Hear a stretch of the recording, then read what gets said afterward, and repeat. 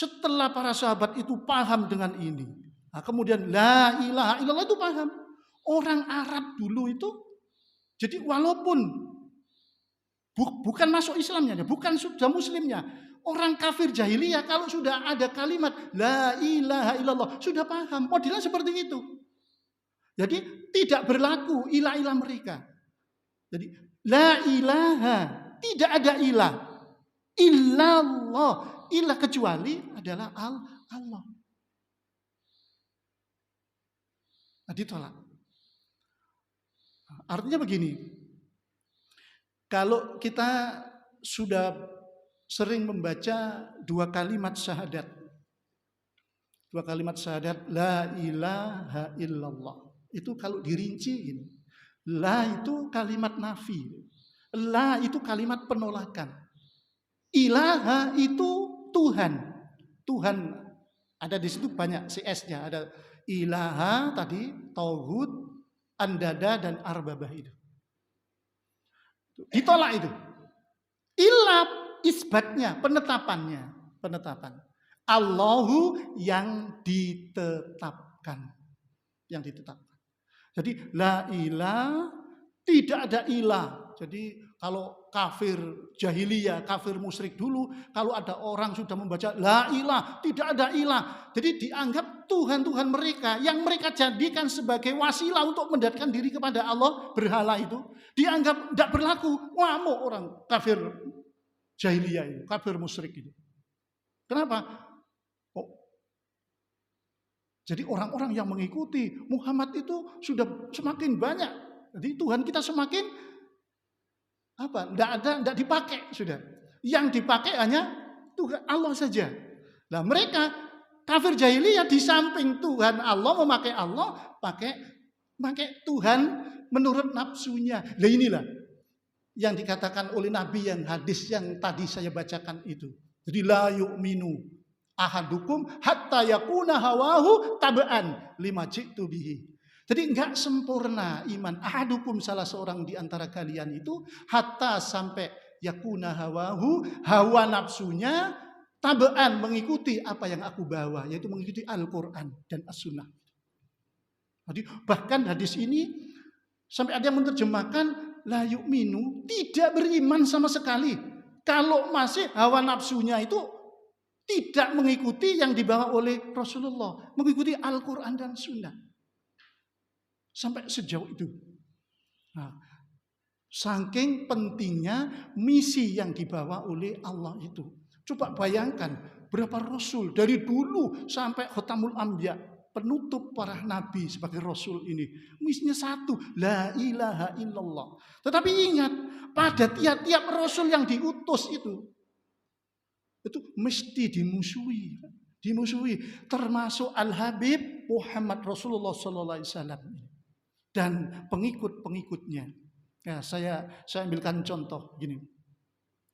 Kalau ada orang yang mengikuti Nabiullah Muhammad SAW ketika itu, jadi bersyahadat, la ilaha illallah Muhammadur Rasulullah, didengar oleh orang kafir jahiliyah, kafir musyrik, wah, dihabisi, disiksa, bahkan ada yang dibunuh. Contoh yang sering kita dengar itu kayak Bilal. Bilal itu seorang budak, tiba-tiba terdengar mengikuti agama baru yang dibawa oleh Rasulullah SAW. Akhirnya disiksa, wah, dijemur di padang pasir yang begitu panas, di atas perutnya diberi batu yang besar. Mau mengatakan Allahu Ahad, Allah itu ehad, ahad. Jadi Esa, tapi sampai tidak kuat karena siksanya yang begitu kuat. Tapi untung bertemu dengan sahabat Abu Bakar sehingga dibeli. Nah, saat itu dijual berapa kali lipat, tapi dibeli oleh Abu Bakar As-Siddiq radhiyallahu anhu itu. Sampai akhirnya Bilal bin Rabah ini jadi sahabat Rasulullah terdekat sebagai muadzin. Orang yang biasa adzan itu disebut Bilal ini. Ada yang kedua. Yang kedua itu ambilkan dari Jundub bin Junada. Jundub bin Junada itu sering kita sebut dengan sebutan Abu Dzar Al-Ghifari. Abu Dzar ini orang Madinah. Ketika mendengar ada orang baru di Mekah, nanti ada nabi baru mengutus saudaranya, kemudian pulang. Setelah saudaranya ditanya, tidak puas, akhirnya pergi sendiri ke Mekah. Sampai di sana langsung saja, waktunya tinggal dikit, langsung ketemu dengan Rasulullah. Walaupun prosesnya ketemu Ali dulu, akhirnya dibawa ke Rasulullah, tanya. Nah, sehingga beliau bersahadat. Pesan Rasulullah, wahai Abu Dzar, tolong sembunyikan Islammu ini, pulanglah kamu. Nanti setelah Islam jaya, kembalilah kemari. Tidak ya Rasulullah, saya akan mengumumkan keislaman saya. Pergi ke Masjidil Haram itu, Pak. Berdiri, ya ma'syarul Quraisy, wahai orang-orang Quraisy, ishhadu, saksikan, ashhadu, saya bersaksi, sungguh la ilaha illallah Muhammadur Rasulullah, bahwa Muhammad itu adalah utusan Allah. Apa Pak? Ketika disaksikan, ya ma'syarul Quraisy, orang kafir Quraisy itu melihat betul. Ketika ashhadu, saya bersaksi, sungguh la ilaha illallah Muhammadur Rasulullah, langsung kafir musyrik itu mendekati Abu Dzar. Apa yang mereka perbuat? Dipukuli. Semuanya memukuli. Sampai dikatakan dalam tarikh itu berlumuran darah. Kemudian ada paman Nabi yang saat itu masih kafir, namanya Al-Abbas itu, menolong Abu Dzar. Ayo jangan dipukul, celaka kalian. Ini orang Ghifar, sedangkan kalian kalau berdagang pergi ke Ghifar. Kalau kalian tetap memukul, kalian akan pergi ke sana, kalian akan dibantai di sana. Akhirnya mundur. Berhenti memukulinya. Terus akhirnya pulang. Besoknya begitu lagi sampai 3 kali, coba bayangkan itu, sampai 3 kali seperti itu. Setelah itu puaslah Jundub bin Junadah ini, akhirnya pulang ke Madinah. Coba bayangkan. Itu tapi sungguh deh, di dalam kalimat la ilaha illallah itu kalau mau bersaksi sungguh ada kalimat an. Asyhadu, aku bersaksi. Apa? Sungguh. Tapi temenan, ini tidak ragu-ragu dalam hati. La ilaha illallah Muhammadur Rasulullah. Ini diucapkan dengan sungguh-sungguh, bukan hanya la ilaha illallah. Tak boleh kamu, ayo itu. Ya, wis ndak melok wis aku keluar. Tidak seperti itu. Jadi sungguh, kesungguhannya itu benar-benar ditanamkan dalam hati.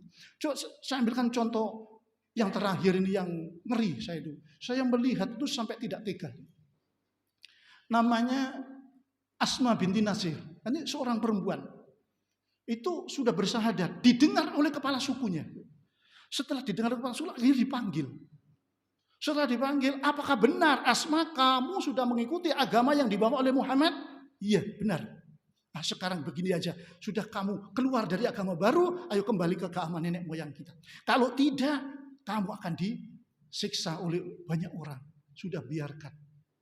Saya sudah bersaksi, sungguh saya sudah sungguh asyhadu, aku bersaksi sungguh la ilaha illallah Muhammadur Rasulullah.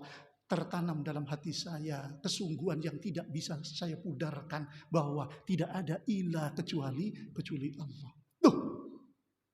Akhirnya sudah, wis jangan pikir sekarang, besok aja wis datang. Kalau sudah keluar dari agama yang baru, kemari. Tidak, sampai kapanpun sekali saya mengatakan sungguh la ilaha illallah Muhammadur Rasulullah, sampai tetes darah paling penghabisan, tetap la ilaha illallah Muhammadur Rasulullah. Apa yang? Kemudian akhirnya, betul kamu tidak mau kembali ke agama nenek moyang? Iya, tidak mau. Akhirnya apa yang didapat? Yang didapat akhirnya bajunya dilepas. Tidak bisa bajunya. Baju yang bawa dilepas sampai tidak mengenakan pakaian sama sekali. Kemudian dicarikan satu, kalau sekarang itu pick up. Asma binti Nasirnya dinaikkan pick up dalam kondisi yang telanjang. Asma, kalau kamu tetap mengikuti agama Muhammad, kamu akan saya arak ke seluruh penjuru. Terdiam, silahkan. Akhirnya munggah ndek dhuwur pickup dalam kondisi telanjang, keliling akhirnya, keliling.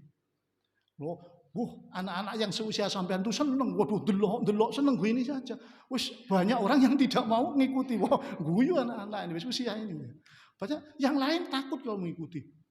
Wah, sehingga setelah diarak, ditanya lagi, benar kamu tidak mau keluar dari agama yang dibawa oleh Muhammad? Benar, saya tidak mau.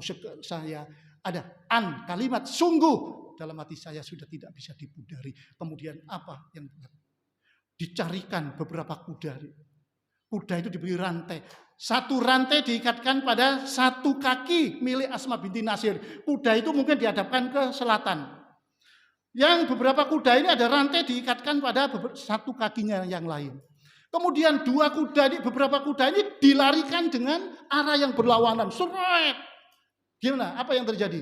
Jadi kaki Asma binti Nasir itu terbentang begini. Kemudian ditebas dengan pedang, cerat, langsung sampai terbelah jadi dua, syahidah.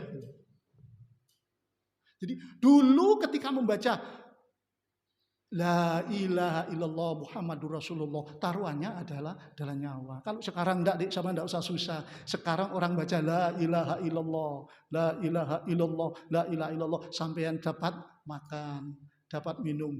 Kalau ada saudara kita kematian itu ya, hari pertama dapat, hari ketiga dapat kue, hari ketujuh, la ilaha illallah, lebih semangat apa? Mulia nggawa berkat.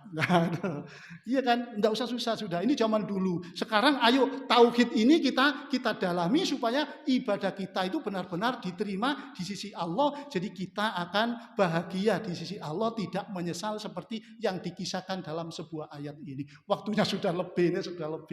Kurang lebihnya saya mohon maaf. Al-haqqu min rabbik fala takunanna minal mumtarin. Wassalamualaikum warahmatullahi wabarakatuh.